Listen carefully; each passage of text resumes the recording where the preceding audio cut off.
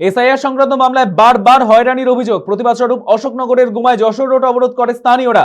শনিবার সকাল 10টা থেকে রাস্তায় টায়ার জ্বালিয়ে বিক্ষোভ দেখাতে শুরু করে স্থানীয় মানুষ। ঘটনার জেরে যশোর রোডে ব্যাপক যানজটের সৃষ্টি হয়েছে। আমাদের সঙ্গে এই মুহূর্তে টেলিফোন লাইনে রয়েছে আমাদের প্রতিনিধি দেবকুমার দে। দেবকুমার, এই যে ফের এসআইআর সংক্রান্ত মামলায় সাধারণ মানুষের হয়রানির চোখে পড়ছে, কি জানতে পারছো এই মুহূর্তে?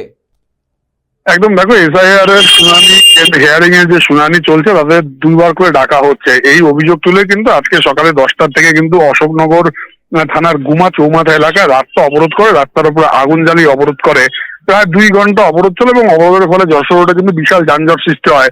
পরবর্তীতে অশোকনগর এবং হাবড়া থানার বিশাল পুলিশ বাহিনী যায় এবং অবরোধকারীদের আশ্বস্ত করলে অবরোধ তুলে নেয়। সৈকত, ধন্যবাদ দেবকুমার। ফের এসআইআর সংক্রান্ত মামলায় হয়রানির অভিযোগ, প্রতিবাদ স্বরূপ অশোকনগরের গুমায় যশোর রোড অবরোধ করে স্থানীয়রা। শনিবার সকাল থেকে টায়ার জ্বালিয়ে বিক্ষোভ দেখাতে থাকে সাধারণ মানুষ। ঘটনার জেরে ব্যাপক যানজটের সৃষ্টি হয়েছে রোডে।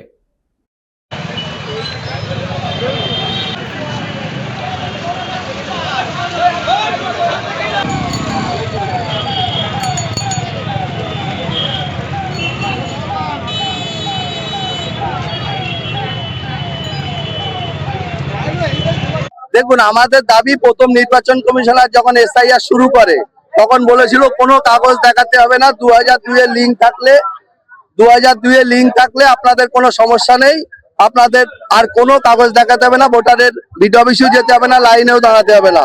তাহলে আমাদের মুসলিমদের ম্যাক্সিমাম 2002 এর প্রত্যেকেরই লিঙ্ক আছে, তার মা বাবারও লিঙ্ক আছে যদি নিজের না থেকে থাকে। তাহলে যে মৃত ভোটার বা শিফটিং ভোটার তাদের 58 লক্ষ নাম বাদ গেল, ঠিকই আছে। তারপরে প্রায়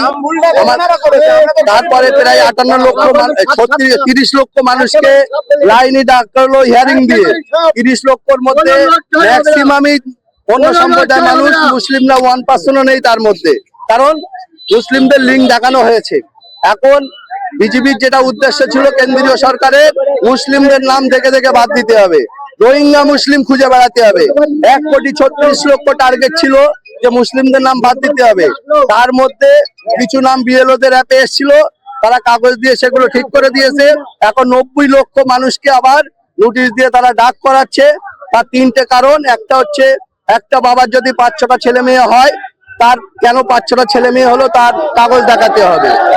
বাবার থেকে ছেলের বয়স যদি ডিফারেন্স হয়, তার কাগজটা একটা নির্দিষ্ট ডিফারেন্স হলে